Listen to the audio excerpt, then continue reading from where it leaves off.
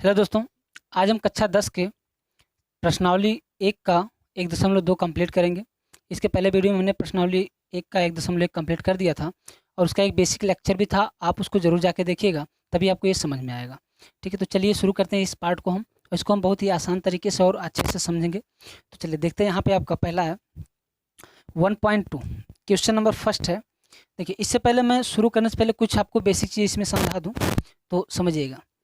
देखिए, दो चीज़ें होती हैं यहाँ पे। एक चीज़ आप ध्यान रखना, किसी भी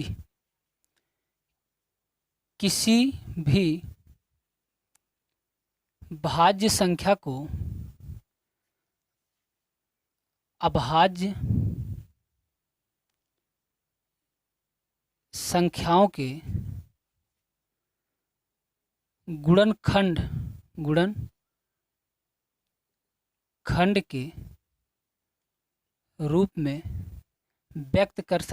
संख्याओं के गुणनखंड के रूप में व्यक्त कर सकते हैं। किसी भी भाज्य संख्या को अभाज्य संख्याओं के गुणनखंड के रूप में व्यक्त कर सकते हैं। तो इसको आप समझिएगा। पहले इसमें दो पार्ट है। क्या भाज्य संख्याएं क्या होती हैं, दूसरा क्या अभाज्य संख्याएं क्या होती है। देखिए, ये जो भाज्य संख्या होती है आपकी, जिसके ध्यान देना, जिसके दो से अधिक गुणनखंड हो। दो से अधिक गुणनखंड का मतलब क्या, दो से अधिक संख्याओं से वो कट जाए। अभाज्य संख्या क्या होती है, जिसके केवल दो गुणनखंड हो। केवल दो गुणनखंड हो,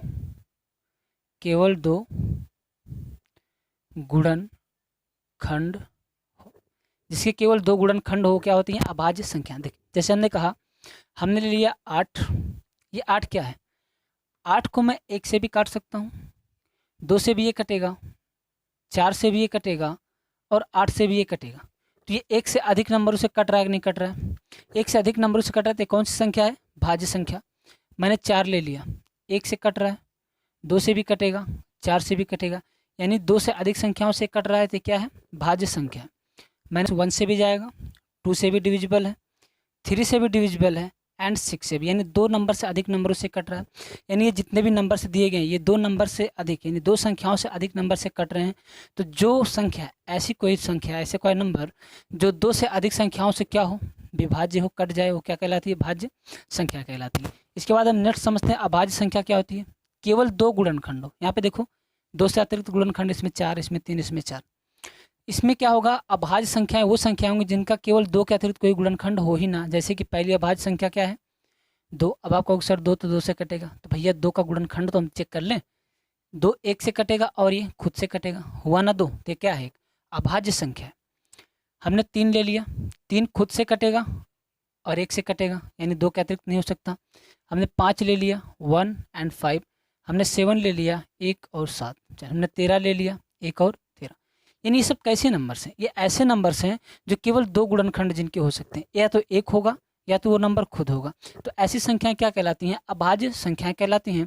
और ऐसे नंबर जिनके 2 से अतिरिक्त गुणनखंड हो, क्या कहलाती हैं, भाज्य संख्याएं। तो समझना, अब ये कहता क्या है कि किसी भी भाज्य संख्या को, यानी इस तरह की संख्याओं को, किसी भी भाज्य संख्या को, यानी इस तरह की संख्याओं को अभाज्य संख्याओं के गुणनखंड के रूप में हम व्यक्त कर सकते हैं, यानी इस तरह से व्यक्त कर सकते हैं। कहने का मतलब ये है, समझिएगा। मैंने ले लिया 8, ये वाला, इसको मैं क्या कर सकता हूँ, इस 8 को, हमें पता है ये भाज्य है, हम इसको अभाज्य गुणनखंड में कैसे कन्वर्ट कर सकते हैं कि वो केवल खुद से कटे और किसी और नंबर से ना कटे। तो इसको हम क्या लिख सकते हैं, 2 गुणे 2 लिख सकते हैं कि नहीं लिख सकते। 2 दूनी 4 दूनी 8, यानी ये क्या है, ये 2 क्या है, ये भाज्य है, ये अभाज्य संख्या। ये 2 से कटेगा और खुद से कटेगा, ये वाला भी 2 से कटेगा और 1 से कटेगा, ये वाला भी 2 और 1 से, यानी खुद से और 1 से कटेगा। चलिए एक एग्जांपल मैं और लेता हूँ। जैसे मैंने कहा, मैंने लिया 10, मैंने 10 ले लिया ना, मैं इसको कैसे लिख सकता हूँ, अभाज्य गुणनखंडों के रूप में। मैं इसको 2 गुणे 5 कर सकता हूँ कि नहीं कर सकता। 2 गुणे 5, ये 2 क्या है, अभाज्य गुणनखंड है कि नहीं, अभाज्य गुणनखंड है। ये 5 क्या है, भी तो अभाज्य संख्या है, यानी ये दोनों अभाज्य संख्याएं हैं। और ये क्या है, भाज्य संख्या। यानी किसी भी भाज्य संख्या को हम अभाज्य संख्याओं के गुणनखंड के रूप में लिख सकते हैं। गुणनखंड का मतलब यही है कि इनका मल्टीप्लाई कर दो तो इसके बराबर आ जाए, जिन जिन संख्याओं से डिविजिबल है। एक और एग्जाम्पल लेते हैं, हमने लिया, मान लो ले लेते हैं 12। ये क्या है, भाज्य संख्या है, 2 से अतिरिक्त गुणनखंड होंगे, आपको पता है। इसको हम अभाज्य संख्याओं में कैसे लिख सकते हैं समझिएगा। 2 गुणे 2 गुणे 3 ये हम लिख सकते हैं। 2 दूनी 4 3 12, 12 के बराबर है। अब ये 2 क्या है, अभाज्य संख्या है, ये 2 भी अभाज्य संख्या और ये 3 भी क्या है, अभाज्य संख्या है। यानी किसी भी नंबर को, कोई भी भाज्य संख्या हो, ध्यान समझना, कोई भी भाज्य संख्या हो उसे हम अभाज्य संख्याओं के गुणनखंड के रूप में व्यक्त कर सकते हैं। और भाज्य संख्याएं वो होती हैं जिसका 2 के अतिरिक्त गुणनखंड हो। अभाज्य संख्याएं वो हो सकती हैं या तो वो खुद से कटे या तो 1 से कटे। क्लियर इतनी बात है। अगर आपको इतना समझ में आ गया तो आपको सारी चीज़ें आसानी से समझ में आ जाएंगी। तो चलिए आगे बढ़ते हैं।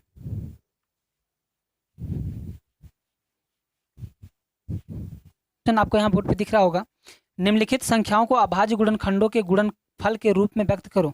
निम्नलिखित संख्याओं को अभाज्य गुणनखंड के गुणनफल के रूप में व्यक्त करो। तो पहला क्वेश्चन आपका दिया है 140, दूसरा दिया है 156, तीसरा दिया है आपका 3825 एंड फोर्थ आपका है 5005 एंड सिक्स्थ आपका है 7229। ये मैंने सभी क्वेश्चनों को यहाँ पे लिख दिया है। तो चलिए हम एक एक करके इन सबको सॉल्व करते हैं, देखते हैं क्या कह रहे हैं इनको अभाज्य गुणनखंडों के रूप में। क्या कह रहा है बुक आपका, कहता है निम्नलिखित संख्याओं को अभाज्य गुणनखंडों के गुणनफल के रूप में व्यक्त करो। अभाज्य गुणनखंड का मतलब तो आप समझ चुके हो, अभाज्य गुणनखंड वो होगा ऐसे फैक्टर जिनका 2 के अतिरिक्त कोई गुणनखंड ना हो, यानी एक पहला नंबर 1 हो और दूसरा वो नंबर खुद हो। तो चलिए देखते हैं क्या है आपका। पहले क्वेश्चन को हम सॉल्व करते हैं। 140 इसके कितने फैक्टर हो सकते हैं। तो इसके फैक्टर करने से लिए आप, अगर आप डायरेक्ट नहीं समझ पा रहे हो तो आप इस तरह से कर लिया करो, समझिएगा। 140 को जैसे आप एलसीएम निकालते हो 70 बार जाएगा, 35 बार जाएगा। अब ये 2 से तो कटेगा नहीं, हम 3 से भी इसको नहीं काट सकते डायरेक्टली। किससे कटेगा, 5 से। 5 सत्ते 35 और 7 1 के 7, यानी ये कितनी बार गया, 2 2 5 और 7 से कटा कि नहीं कटा। अब समझना है जो हम एलसीएम निकालते हैं, मल्टीप्लाई सबका कर दिया तो एलसीएम आ गया, तो एलसीएम तो निकालना नहीं। अब ये जो नंबर आएंगे हमारी ये अभाज्य संख्याएं होंगी। देखो 2 क्या है, अभाज्य है, ये 2 भी अभाज्य है, 5 भी तो अभाज्य है, ये दोनों 1 से कटेंगे और खुद से कटेंगे ये सारी संख्याएं। 7 भी तो अभाज्य है। यानी हम इस 140 को, इसको किस तरह से हम लिख सकते हैं, हम इसको 2 × 2 × 5 × 7 के टर्म में लिख सकते हैं कि नहीं लिख सकते। अब ये 2 दूनी 4 पंचे 20 7 140 के बराबर, यही अभाज्य संख्याओं का गुणनखंड है।